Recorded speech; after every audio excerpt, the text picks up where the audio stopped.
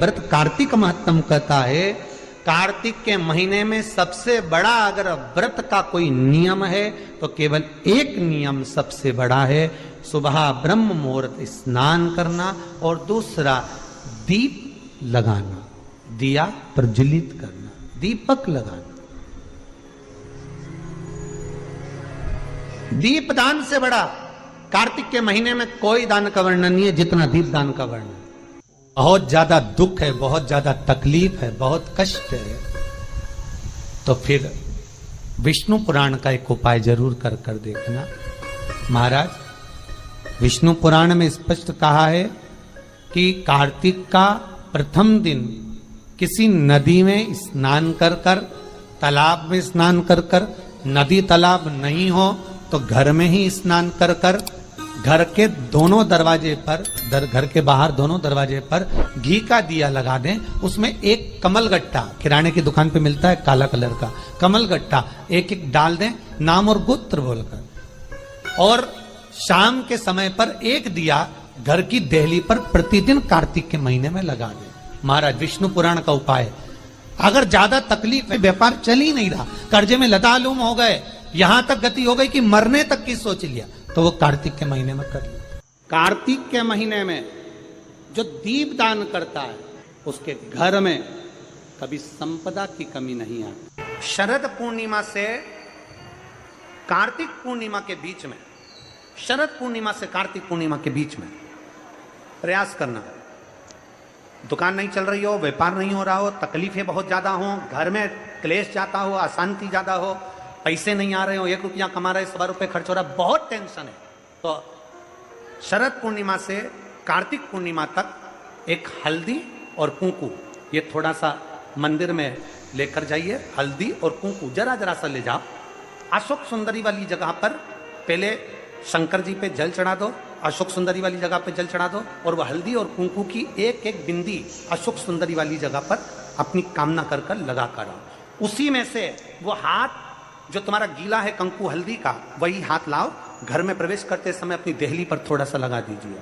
शरद पूर्णिमा से कार्तिक पूर्णिमा तक कर कर देखो, उसके बाद में फिर बताना कि मेरा देवाधिदेव महादेव कौन सा चंदन है जिस चंदन को भगवान को लगा देने पर, कार्तिक महीने में भगवान को लगा देने पर जीते जी भगवान विष्णु, कृष्ण, राम एक बार गले लगा कर जाते हैं। वो कौन सा चंदन है?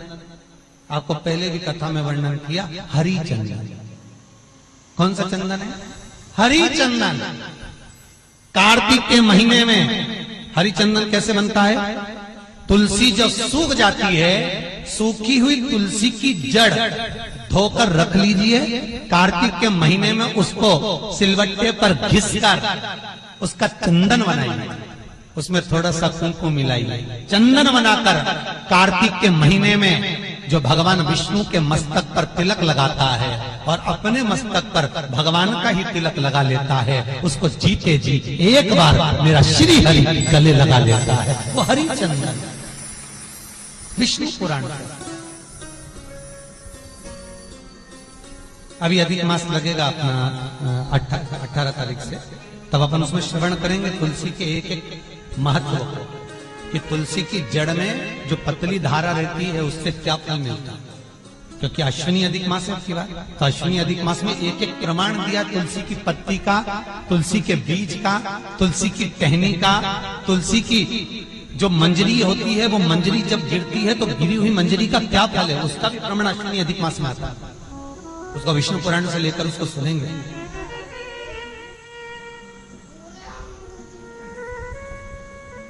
हरि चंदन।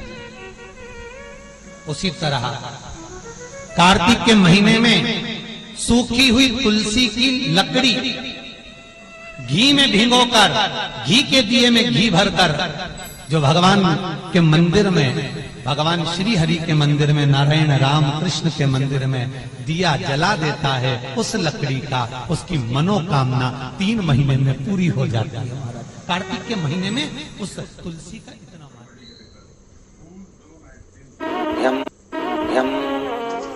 विष्णु पुराण का एक उपाय जरूर कर कर देखना। महाराज, विष्णु पुराण में स्पष्ट कहा है कि कार्तिक का प्रथम दिन किसी नदी में स्नान कर कर, तालाब में स्नान कर कर, नदी तालाब नहीं हो तो घर में ही स्नान कर कर, घर के दोनों दरवाजे पर, घर के बाहर दोनों दरवाजे पर घी का दिया लगा दें, उसमें एक कमल गट्टा, किराने की दुकान पे मिलता है काला कलर का कमल गट्टा, एक एक डाल दें नाम और गोत्र बोलकर, और शाम के समय पर एक दिया घर की देहली पर प्रतिदिन कार्तिक के महीने में लगा दें।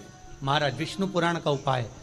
अगर ज्यादा तकलीफ है, बहुत कष्ट है, बहुत ज्यादा कष्ट के व्यापार चल ही नहीं रहा, कर्जे में लतालूम हो गए, यहां तक गति हो गई कि मरने तक की सोच लिया, तो वो कार्तिक के महीने में करें, उसका प्रयोग अवश्य करें, सुख समृद्धि के, लक्ष्मी वैभव के। निर्धारित करना कि हम कार्तिक के जो 7 नियम है, कार्तिक के महीने के जो 7 नियम बताए गए हैं, कम से कम हम 7 नियम में से एक नियम ऐसा पकड़ें जिससे हमारा जीवन सार्थक हो जाए।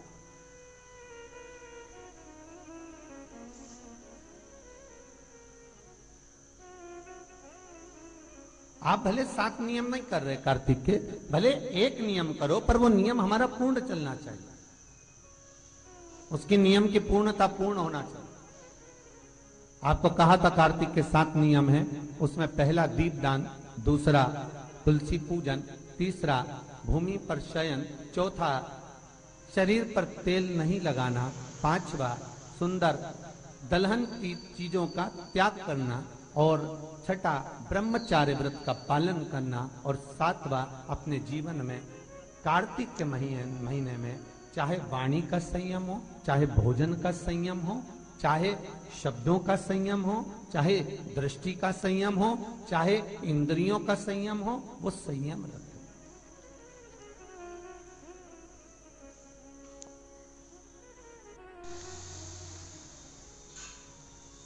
वो संयम धारण करना।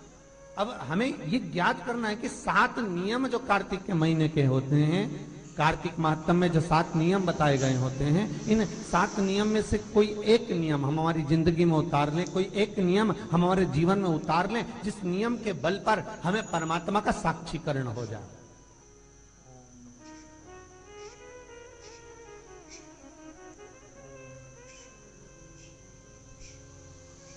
कोई एक नियम, अगर आप दीप दान कर रहे हो कार्तिक के महीने में, प्रतिदिन आपने 1 महीना तक दीप दान करा महाराज, तो ये भी आपका एक नियम है। 1 महीने तक आपने जो तुलसी में जल चढ़ाया, ये भी आपका आपने अगर वाणी पर संयम रखा है, ये भी आपका। महाराज एक बहुत सुंदर बात कार्तिक के माध्यम से लीजिएगा, अपने जीवन में उतारने। कार्तिक के महीने का 7वां नियम याद रखना सही है।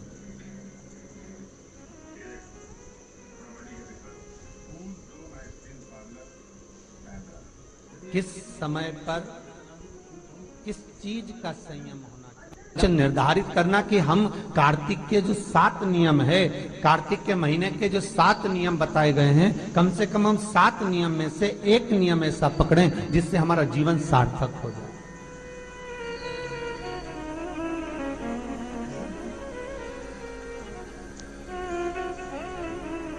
आप भले 7 नियम नहीं कर रहे कार्तिक के, भले एक नियम करो, पर वो नियम हमारा पूर्ण चलना चाहिए, उसकी नियम की पूर्णता पूर्ण होना चाहिए। आपको कहा था कार्तिक के 7 नियम हैं, उसमें पहला दीपदान, दूसरा तुलसी पूजन, तीसरा भूमि पर शयन, चौथा शरीर पर तेल नहीं लगाना, पांचवा सुंदर दलहन की चीजों का त्याग करना, और छठा ब्रह्मचार्य व्रत का पालन करना, और सातवां अपने जीवन में कार्तिक के महीने में चाहे वाणी का संयम हो, चाहे भोजन का संयम हो, चाहे शब्दों का संयम हो, चाहे दृष्टि का संयम हो, चाहे इंद्रियों का संयम हो, वो संयम रखें।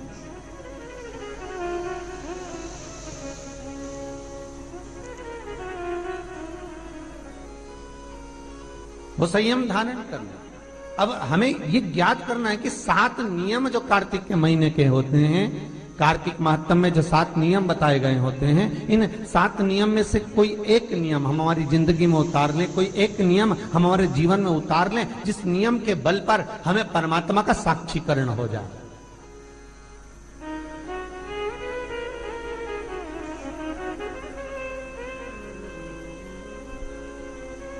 कोई एक नियम, अगर आप दीप दान कर रहे हो कार्तिक के महीने में, प्रतिदिन आपने 1 महीना तक दीप दान करा महाराज, तो ये भी आपका एक नियम है। 1 महीने तक आपने जो तुलसी में जल चढ़ाया, ये भी आपका नियम है। आपने अगर वाणी पर संयम रखा है, ये भी आपका महाराज।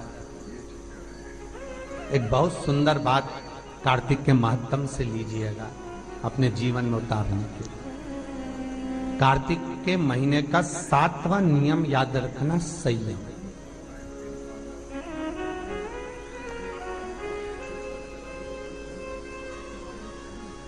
किस समय पर किस चीज का संयम होना चाहिए। विष्णु पुराण किस किसने सुनी है, हाथ उठा।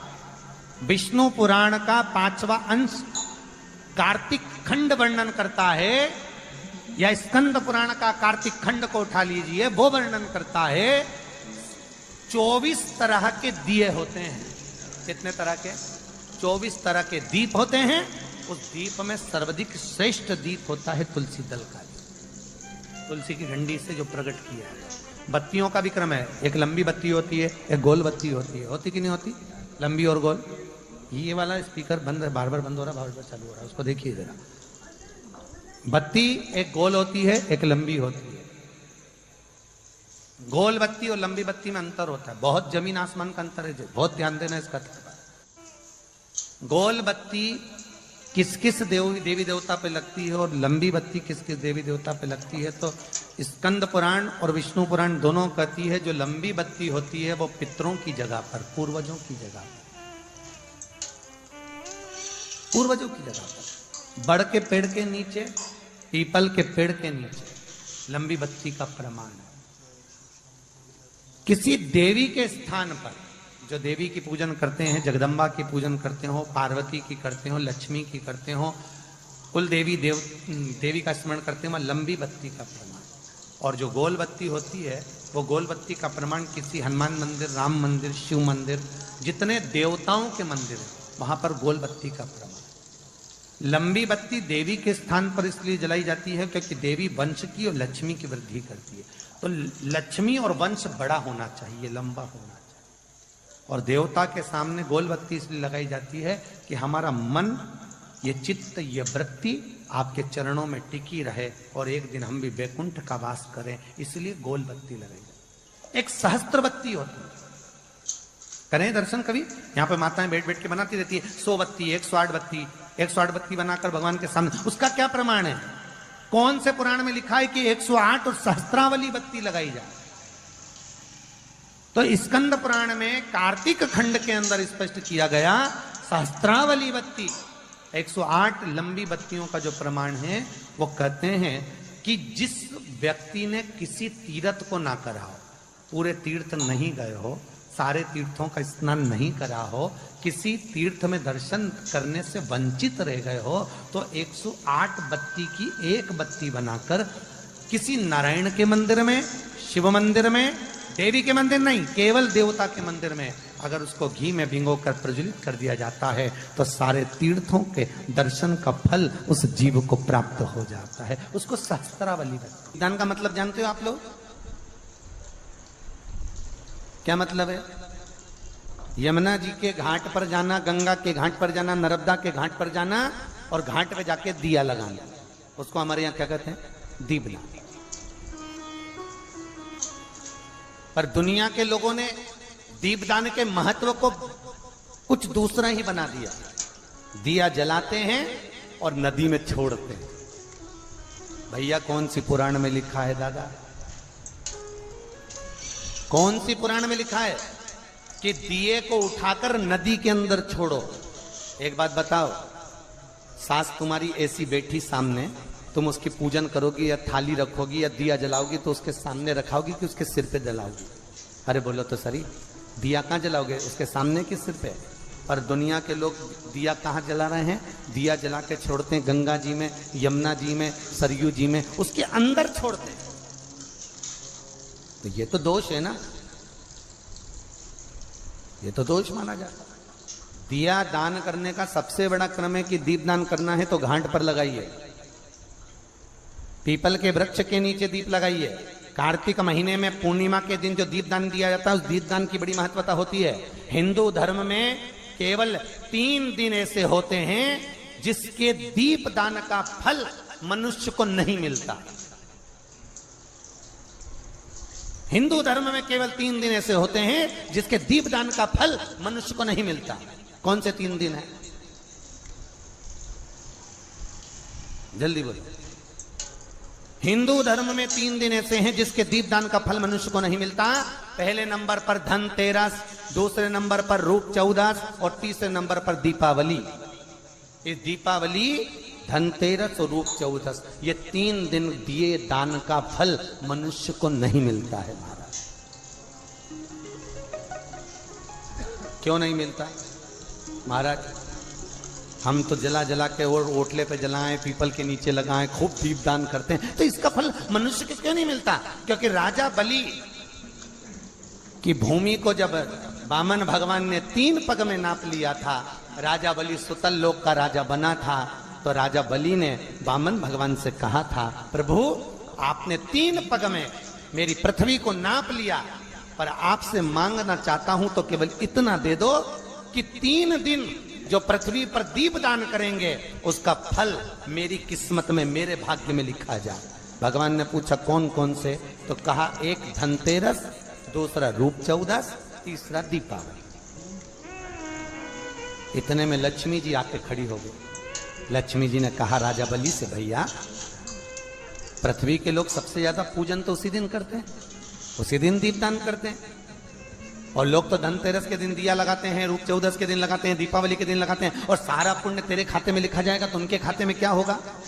इतने में राजा बलि ने कहा, बहन लक्ष्मी चिंता मत कर, दीपावली के बाद में जो कार्तिक पूर्णिमा आएगी, उस कार्तिक पूर्णिमा के दिन जो किसी जलाशय के पास में जाकर, नदी, तालाब, कुंड, कुआं, किसी जलाशय के पास में जाकर अगर एक दिया लगा देंगे तो उसको 3 दिन का पुण्य फल 1000 गुना होकर प्राप्त हो जाएगा।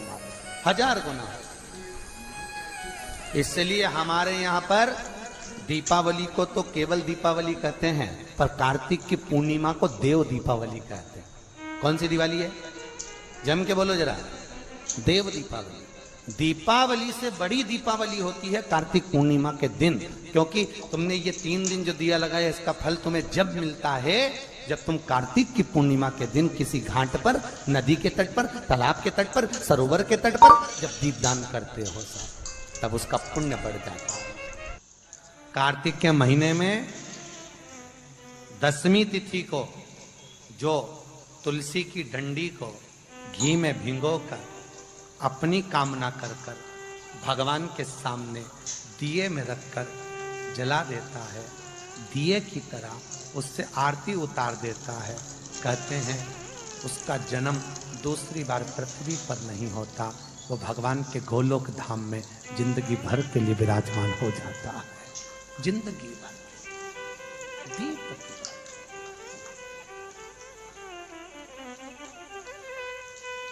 यहां तक कहेंगे हम,